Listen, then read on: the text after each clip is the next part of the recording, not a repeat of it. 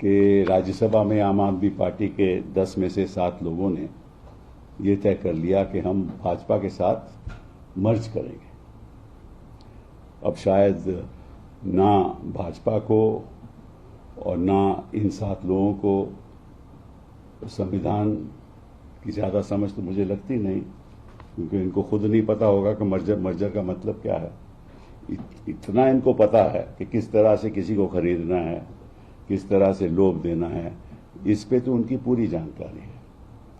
लेकिन संविधान के मुताबिक ये सही है या गलत है, असंवैधानिक है या नहीं, मैं समझता हूं कि ना इनको मालूम है, ना भाजपा को मालूम है, ना उन लोगों को जो इसमें सहमति देंगे। अब मैं आपको मर्जर की बात बता दूं। पहले तो आपको मालूम है कि हिंदुस्तान में 1985 में 10th शेड्यूल लागू हुआ। इसलिए लागू हुआ कि एक दल से लोग दूसरी दल में जा रहे थे और फिर वहां पद ले रहे थे। तो फिर लोगों ने सोचा, पार्लियामेंटेरियन ने सोचा कि कॉन्स्टिट्यूशनल अमेंडमेंट करके इसको रद्द करना चाहिए। मतलब कि जो ऐसा काम करे, वो आया राम गया राम कहते थे उस समय, जो ऐसा काम करे उसकी जो नागरिकता, उसकी जो मेंबरशिप है वो रद्द होनी चाहिए। तो फिर उसमें 2 प्रावधान रखे गए। एक तो अगर पार्टी स्प्लिट करती है, मतलब कि अगर मेरे 99 लोग हैं कोई भी पार्टी के, और उसमें 1/3 ये तय कर लें कि हम अलग होने जा रहे हैं, हाँ, तो वो अलग हो सकते हैं, लेकिन 1/3 होने चाहिए। फिर होता क्या था कि पहले 10 लोग करते थे स्प्लिट, और उनके खिलाफ अगर पिटीशन डाली जाती थी ये गलत है, तो स्पीकर फैसला नहीं करता था, क्योंकि स्पीकर तो उन्हीं का होता था जो सत्ता में है। फिर 10 लोग और स्प्लिट करते थे, फिर 20 हो जाते थे, फिर भी 33 नहीं होते, फिर भी स्पीकर फैसला नहीं करता था। फिर 13 और हो जाते थे, फिर स्पीकर कहता था ठीक है। तो ये मामला चलता रहा, और फिर मेंबर ऑफ पार्लियामेंट सरकारों ने सोचा था ये बिल्कुल गलत हो रहा है, मतलब कि उस समय इसको डिस्क्वालीफाई होना चाहिए, और फिर सुप्रीम कोर्ट की जजमेंट आ गई। तो जो 1/3 का जो प्रावधान था स्प्लिट का, वो रद्द कर दिया, उसको निकाल दिया 10th शेड्यूल से। अब एक और रह गया मर्जर का। अब मर्जर का क्या मतलब है आपको मालूम है? मैं कहूं कि साहब मैं मेंबर ऑफ पार्लियामेंट में कहूं मैं बीजेपी में मर्ज हो सकता हूं, ये तो नहीं हो सकता ना, ऐसे तो कोई भी मर्ज कर लेगा। तो संविधान में लिखा है, 10th शेड्यूल में लिखा है कि सबसे पहले पॉलिटिकल जो राजनीतिक दल है उसको फैसला लेना होगा कि हम इस पार्टी के साथ मर्ज कर रहे हैं, ठीक है। मतलब कि आम आदमी पार्टी को, क्योंकि तो आम आदमी पार्टी की बात है, अगर आम आदमी पार्टी ऑर्गेनाइजेशनल लेवल पे बैठक बुला के रेजोल्यूशन पास करके यह तय कर लें कि हम भाजपा के साथ as a political party merge करना चाहते हैं, ठीक है। एक दूसरे किस्म का मर्जर भी हो सकता है कि मैं और एक और पार्टी मिल जाएं, हम दोनों कहें कि हम मर्ज करना चाहते हैं, दोनों रेजोल्यूशन पास कर लें और नई पार्टी बना लें, ठीक है।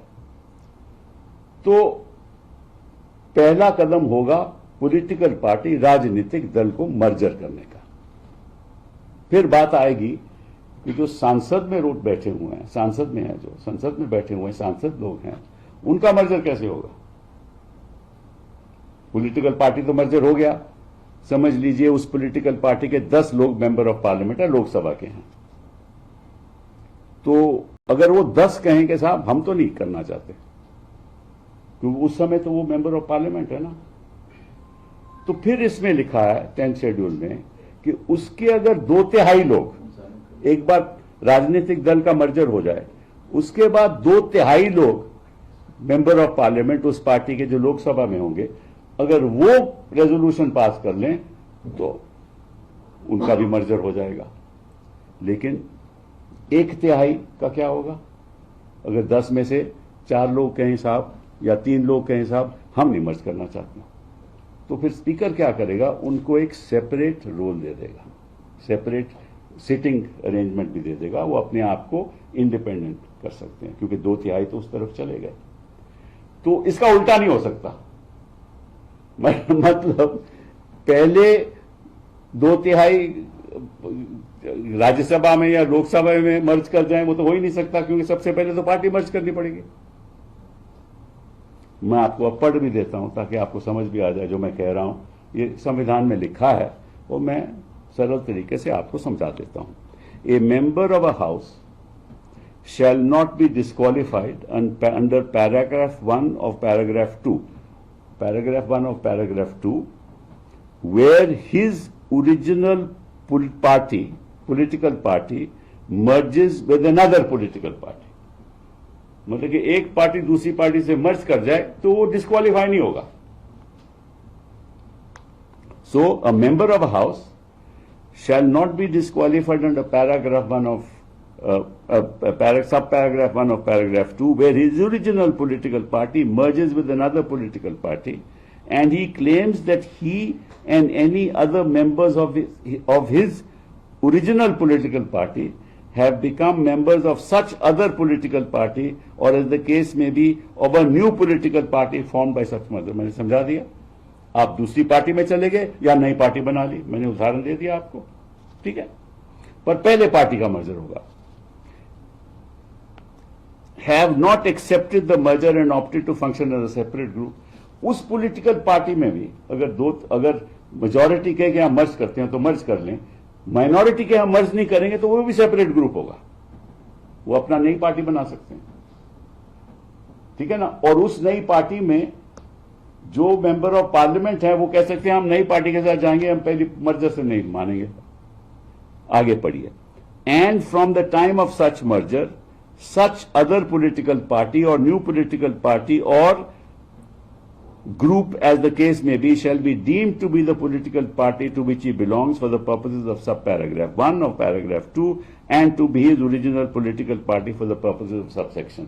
मतलब अगर मर्ज बन जाओ तो आप नई पार्टी के आप सदस्य बन जाओगे, ठीक है। या बीजेपी में चलेगा तो बीजेपी मेंबर बन जाओगे, जैसे होता रहा। फिर for the purposes of subparagraph 1 of this paragraph, the merger of the original political party of a member of the house shall be deemed to have taken place if and only if not less than 2/3 of the members of the legislative party concerned have agreed to such merger.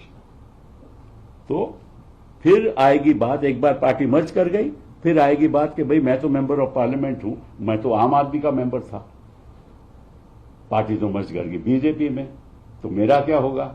तो अगर 2/3 assembly member of parliament कहें कि ठीक है हम BJP के साथ जाएंगे तो हो जाएंगे, लेकिन 1/3 कहेंगे हम नहीं जाएंगे, तो सेपरेट ग्रुप हो जाएगा।